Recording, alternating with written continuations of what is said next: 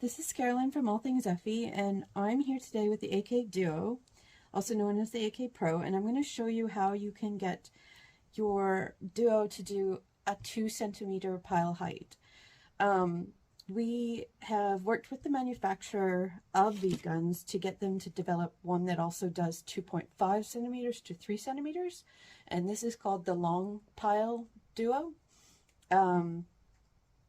So you can buy that, and that's kind of the first machine that's been able to do really long pile heights that isn't pneumatic. Of course, the AK3, which is pneumatic, can go up to 6 centimeters, so it has a lot more capability, but it's kind of cool that now, you know, you can have a couple of electronic guns, which are a bit cheaper, and have them set to some different pile heights so that then you can just add some texture into your pieces. The Duo comes usually set to about a 15 millimeter pile height, and it's usually, despite it being at 15, it's usually on the 13 millimeter pile height hole. So what I'm going to do is I'm going to show you, this is not the way you adjust the AK Duo when you're just going from the, I think it from the 7 millimeters to the 18 millimeters. If you're going to use that range, follow the other videos. This is a separate video that's going to show you how to take it to 2 centimeters, so 20 millimeter pile height. So basically the first thing you're going to do, and I'm actually going to make a downloadable copy of how to record some of the key information that you need so that you can go back to the original like factory settings in case you muck up a bit, or just like if you want to get back to those and use it as a regular tufting gun instead of something that's got such a long pile height, because obviously that long pile height, it's going to require a lot more shaving and carving if you're doing all your rugs, if that's going to be your set pile height. So yeah, the first thing that you want to measure is the bottom bar length, and that's between the nut and the nut. So I really like to use digital calipers, and we do sell these on our website. I just find it so much easier than trying to use a guess with a ruler. So you can see the bottom bar is set to 47.1 millimeters at the moment. So we want to write that down off to the side, that the bottom bar is 47.1. Then you want to measure the top bar. We shouldn't have to adjust the top bar, but just in case, you just want to double check that. So that's set to about 56 right now. Oh, sorry, I might be being a little aggressive there. No, 55.8. Okay, so we'll also write that down.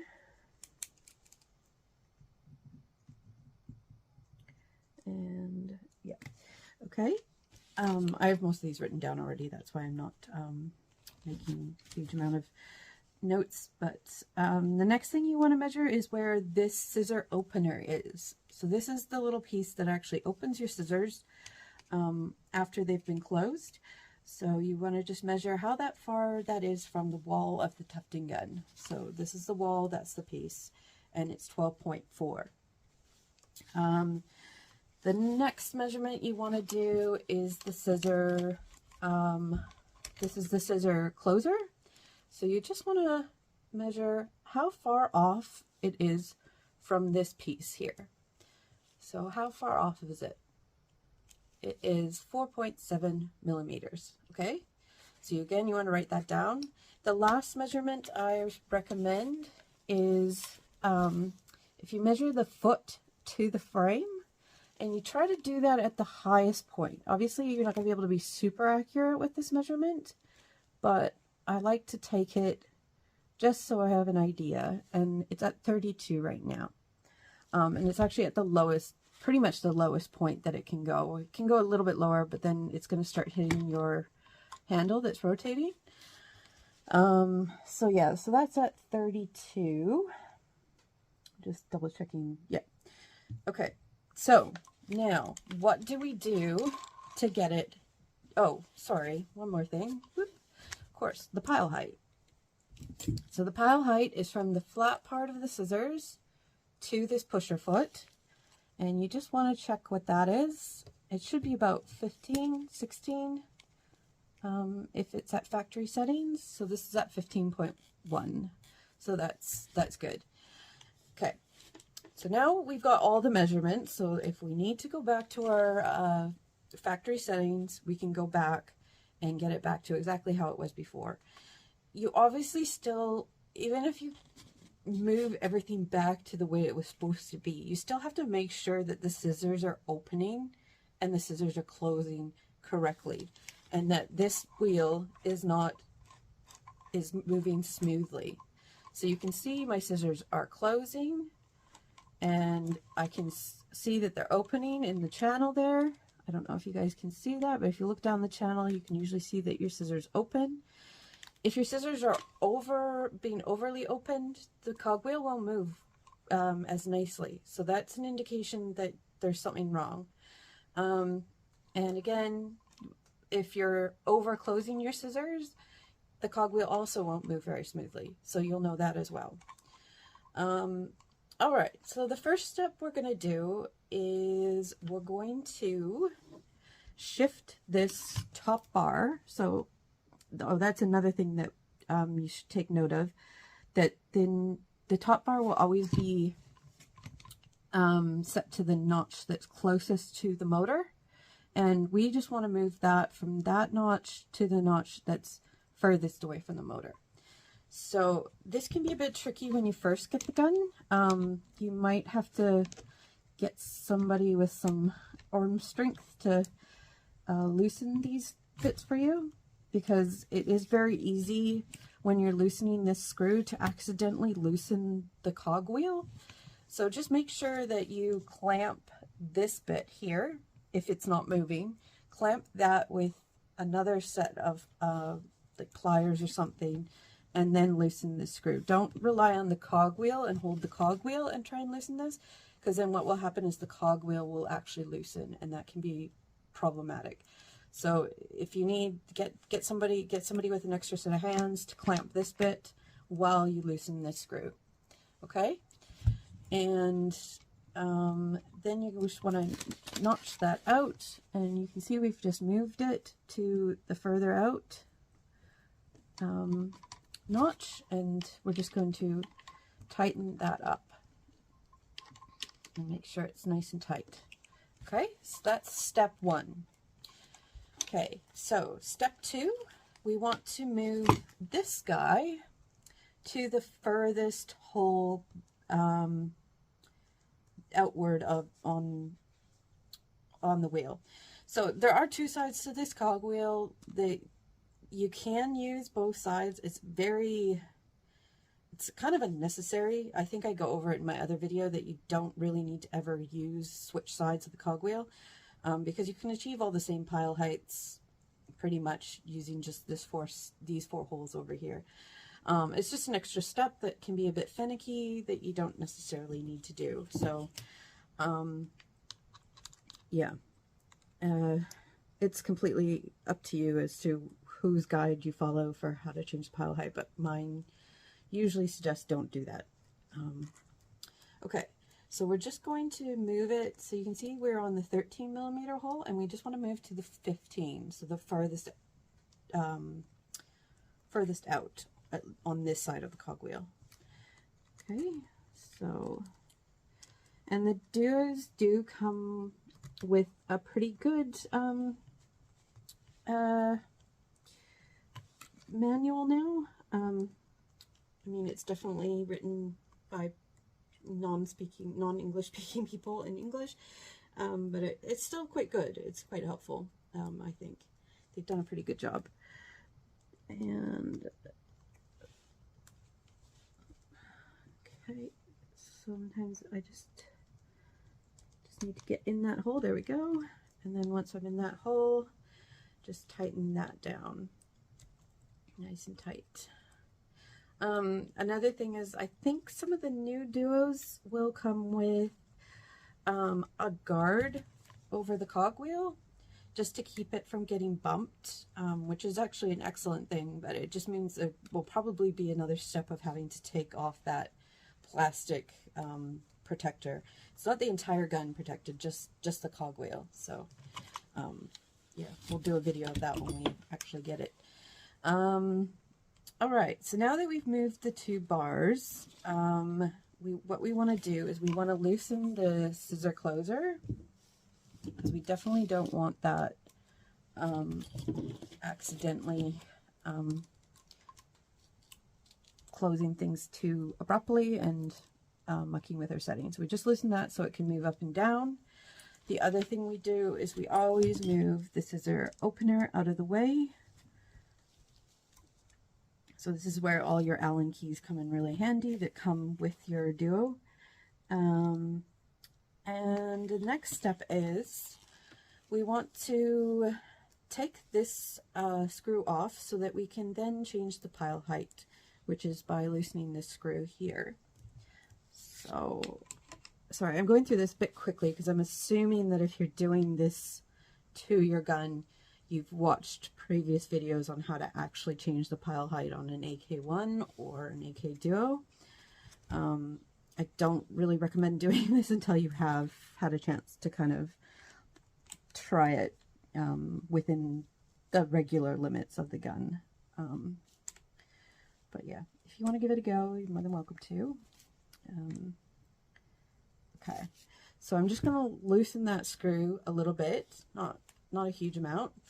And then I'm going to move this piece. I'm just going to leave that off for now. I'm going to move this piece up to the top, and I'm just going to knock this pusher foot down until this pile height is at about 2 centimeters.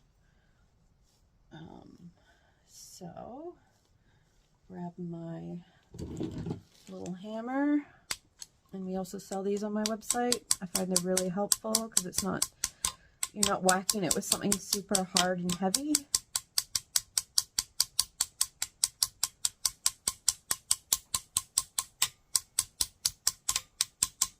And so the reason the normal Duo can't do the 3 centimeters is because there has to be some alterations done to the gun in order for it to be able to go all the way to the 3. This piece here will look different. It will be a lot higher, and also this piece here is actually replaced with something totally separate in length, and that's a very hard piece to kind of take on and off of the gun. So that's why it's not, unfortunately, we can't just sell one that does. I mean, they might get to that point where they find one that does all of that, or are able to make it, but it's just something that you still want your gun to be balanced, and if your gun isn't balanced, the tufting won't be even. So it's like you can do it, but it's going to look really bad. And obviously this manufacturer in particular, like, they are big on their guns being used in carpet manufacturing, so they want them to actually give you a nice even pile height no matter what height you're at. So that's why it can't do the 3 centimeters, or this particular, like the normal Duo can't do 3 centimeters. So now I'm just going to, now that I've knocked that down, I'm just going to measure where we're at, and I'm at 19.4, so I could probably go a little bit further. And just see where we're at now. 19.7. I might need to give it a knock with something a little bit harder. Just be really, really gentle if you do this.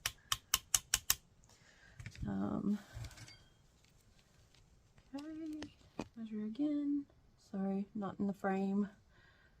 19.8. I think I might have to loosen this just a little bit more because it doesn't seem to want to go down. So I'm just loosening that screw that allows the pusher foot to move up and down.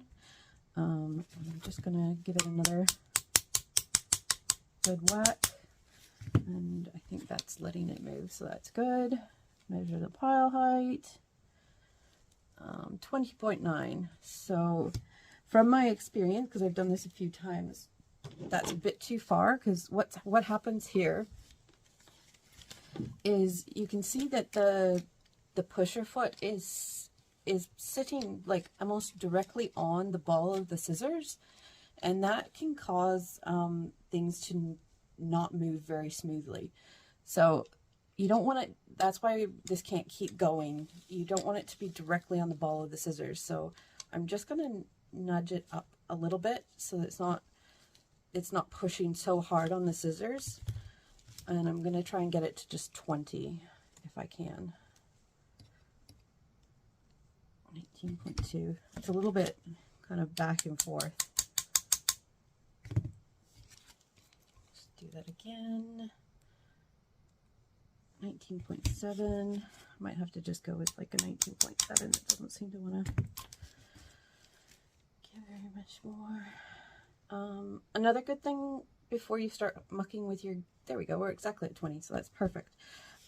Before you start mucking with your machine, just take some photos as well, because that way if your measurements aren't enough for you to remember how it looked, then you've got some photos as well.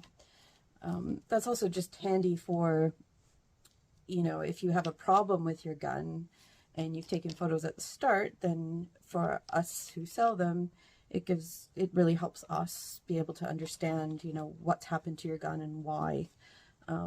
Because honestly, there are so many different things that can go awry and cause people problems. So it's just really helpful if you have photos or videos, so that, you know, you have a reference kind of. And also just keep track of the things that you do to the gun, because that helps me heaps as well. If you keep track of everything that you've done, like, oh, I changed the pile height to 18, then I changed it back to 10, you know, just have a little notebook, just jot it down, because then it just helps us be able to help, well, it helps me be able to help you a lot more easily. Okay, so now that I've adjusted the pile height, and I'll just make sure again that is nice and tight so that the pusher foot is not going to move. Okay, and before, well, actually I will put that back on. I'm going to have to extend this lower bar. So I think we said it was about 47, and we need to move it to 49.4. So again, these screws can be a little bit difficult to move at the start. This isn't a huge adjustment, so I'm only going to loosen, oops, this screw. I think it's away from me. That I can never remember which way it goes. Nope. There we go. So if I was doing a really drastic change, I would want to loosen both sides so that I could keep the bar quite even. But this isn't a huge change, so I'm just going to loosen this side, and you're just going to move this piece until you get to the length of bar that you want. And I'll just measure that again.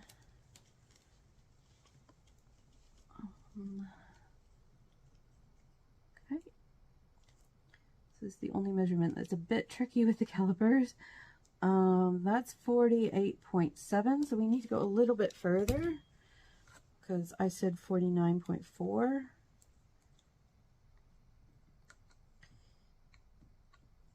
I might actually, I am getting to the end of that where that's stable, so I'm going to have to loosen the other screw.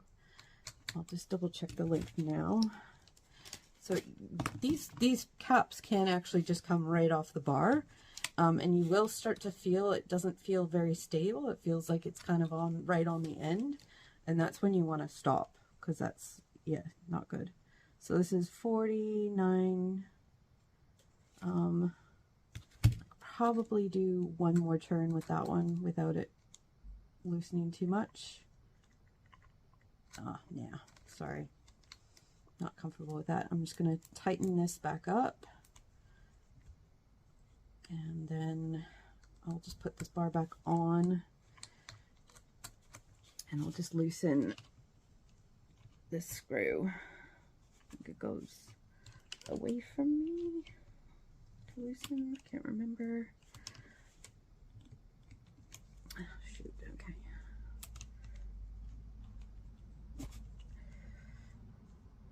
And you see, I'm moving the cogwheel quite a bit, and that's why you really want to make sure that your scissor closer and scissor opener are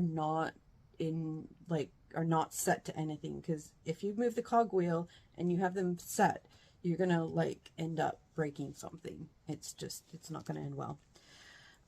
So basically I'm just gonna now, that one's kind of set, and I'm just gonna loosen this one instead. Okay. And that should hopefully be where we needed it. Oh, no, need to go a little bit further. Let's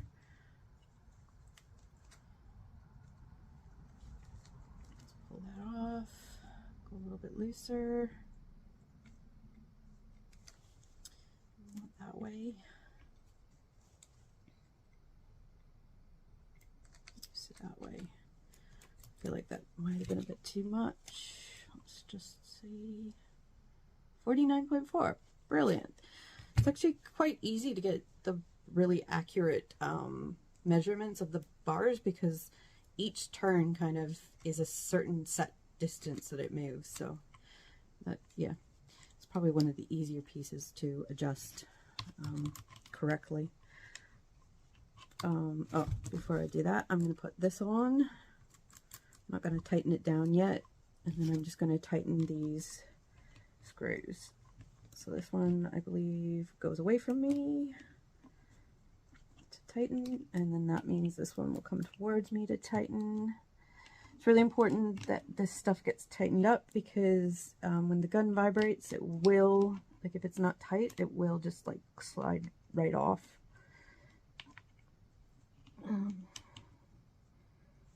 There.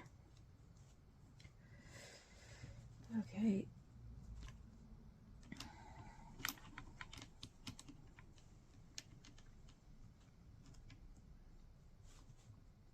All right, there we go. So now that those are nice and tight, I'm going to tighten that.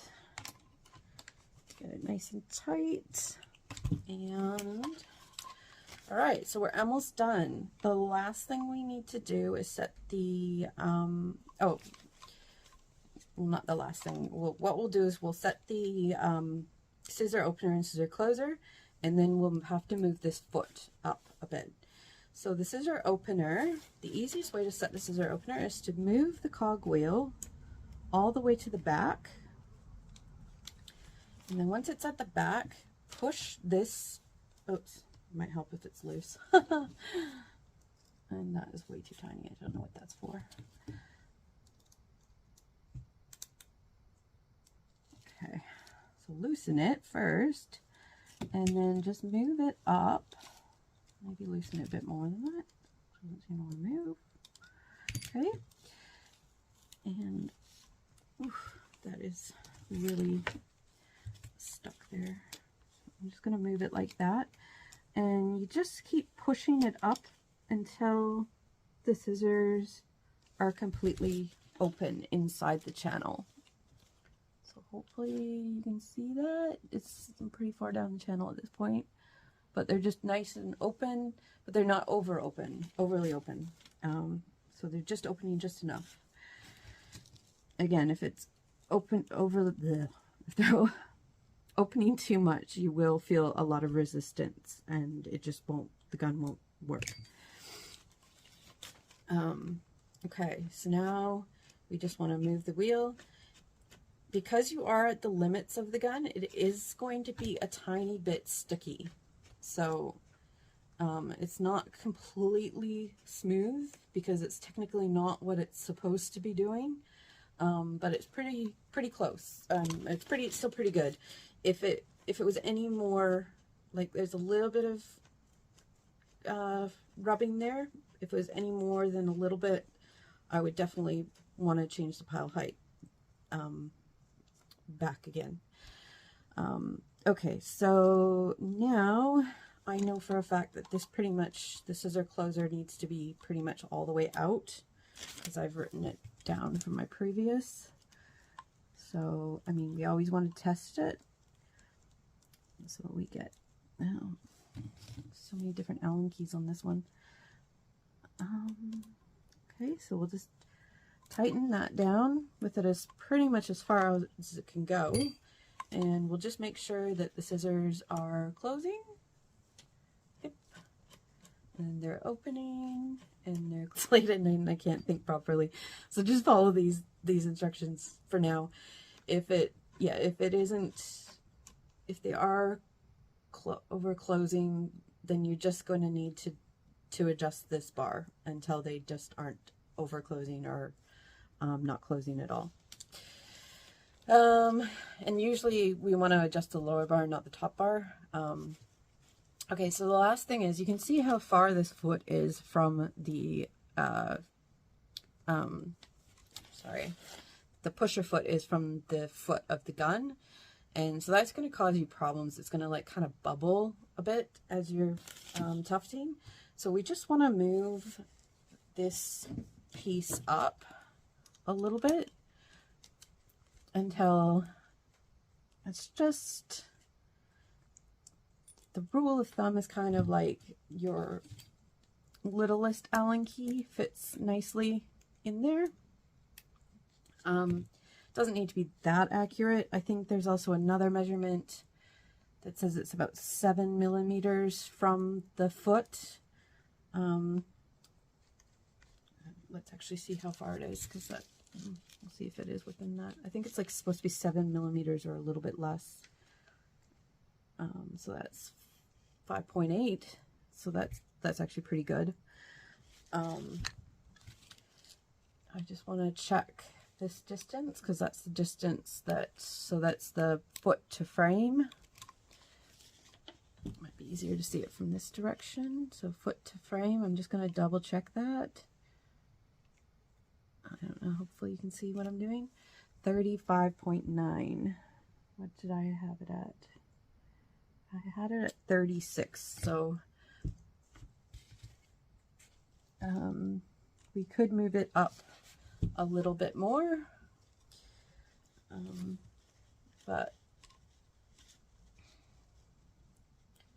then also when you're doing any sort of foot adjustments, you've got to make sure it's centered on your pusher foot and scissors accurately. So let's just check that. That is 37, so maybe I went a bit high. 36.2 is the measurement I have. So I will just, that should actually be okay. I think it should be fine. So I'll just leave it there.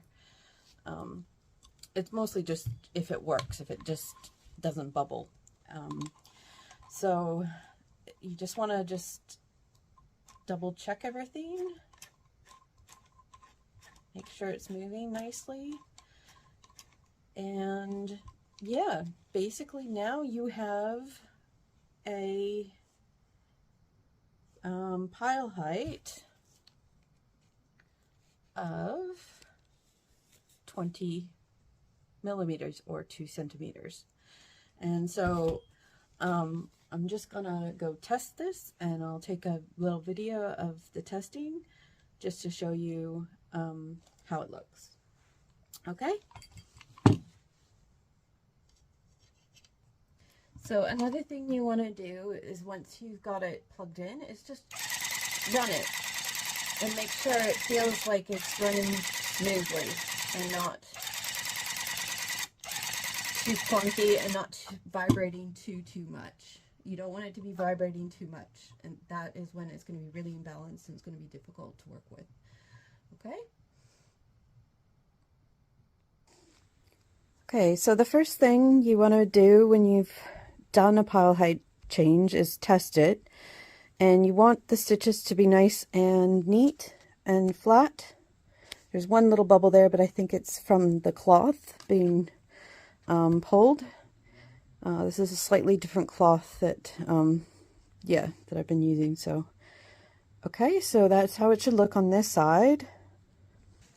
And it's hard to see here, but this is what we just tufted, and it is quite long. I can put a measuring tape up to it. So, sorry. So you can see that's an inch. Not very helpful. You can see where it's pretty much at 2 centimeters.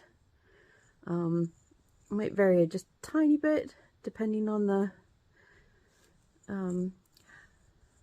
but overall that looks really, really good because it's also nice and even, so you're not getting like some longer strands and shorter strands, and that's what you want. Just to compare, so that's the max that the Duo can do, the regular one. This here is pretty much not even the max that the new one, the new Duo, long pile Duo can do. So that is almost 3, that's about 2.6, this one.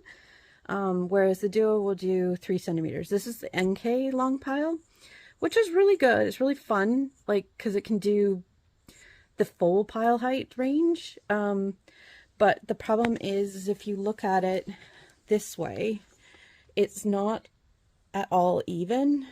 And that's because it's like vibrating. So you're getting some longer bits and some shorter bits. So if you don't really care about that aspect, it's a great option. But if you do care about a nice even pile height like this, then you want to go with the Duo. I don't actually have a long pile Duo to test yet, but when I do, I'll test it and kind of show you how it differs from the NK long pile. But both of those are available at allthingsfe.com. And yeah, hopefully that gives you guys some longer pile height to play with.